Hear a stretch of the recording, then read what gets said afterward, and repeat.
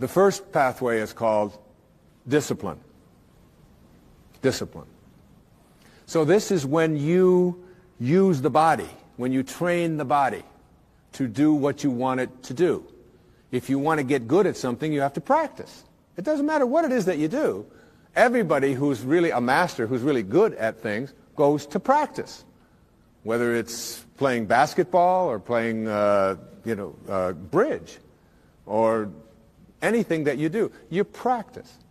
The second pathway is called the pathway of wisdom. And this is when you begin to apply the what you have disciplined yourself to. You begin to apply the thoughts to the discipline. So that if you're going to go out, say, to learn how to play tennis, which is something that I do, you want to learn how to hit a backhand. You first go out and you just learn how to hit a backhand, and you hit thousands of backhands. Then you begin to realize, in order to play tennis, there are a lot of things that I have to apply, so you begin to practice.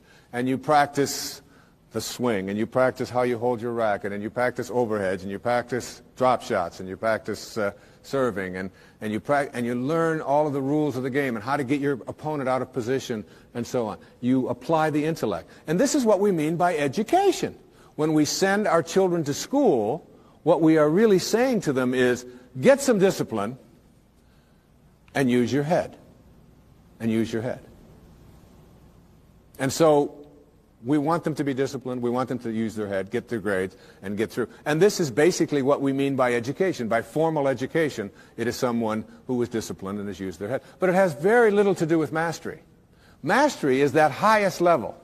It's that place that you get to and you absolutely have a knowing that you are at one with your own purpose in life. So the third pathway is a pathway that's called unconditional love. And he was talking to this golfer about unconditional love. That if you're not doing what you love and loving what you do, then you'll never reach mastery in your life. And I'd like to say to everybody watching this program, and I know it sounds simple, and you might even be saying, yeah, well, that's easy for you to say, but you don't know about the conditions of my life, and you don't know about my mortgages, and you don't know about all of the things that have gone on in my life. And I'd like to suggest to you that you remember that when you put your attention on what you don't want or what you can't do, then what you can't do is what you will continue to manifest and materialize into your life. You have to learn how to shift your attention off of what you don't want and can't do onto what you do want and can do. And that means changing your thought pattern. And I'd like to say to everyone watching, if you're not doing what you love and loving what you do, you have two choices to make. One is to change what you're doing, or two is to change how you feel about what you're doing. And that's something that you can do in an instant. It's how I feel about my writing. It's how I feel about speaking here and performing and putting out a program such as this. It's almost like you have to blur the line between your work and your play. I never know when I'm working and when I'm playing. I have people say to me, even today, and I'm 58 years old, I hear people saying to me, when are you going to get a job?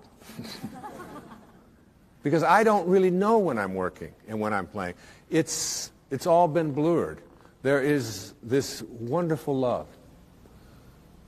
And unconditional love is what I call what Bagger Vance was saying was the third pathway to wisdom.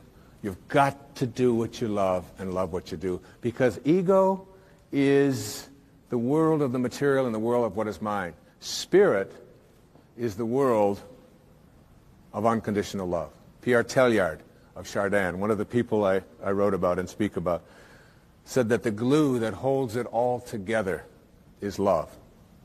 Unconditional love. It's at the source of every single cell of our beings.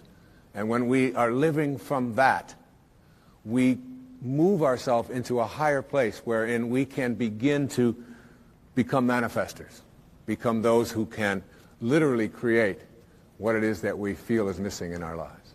And the fourth pathway, the beautiful fourth pathway that I have finally come to know and understand in my own life is called surrender. surrender. You have to surrender the little mind to the big mind.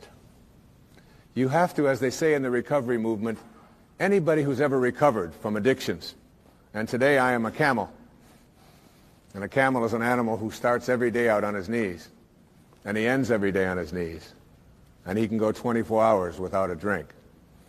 And there was a time when I didn't. And the way that I got past that in my life was not through any great discipline or even any great wisdom or even any great unconditional love. It was through surrender. Letting go and what? Letting God. And whatever God means to you.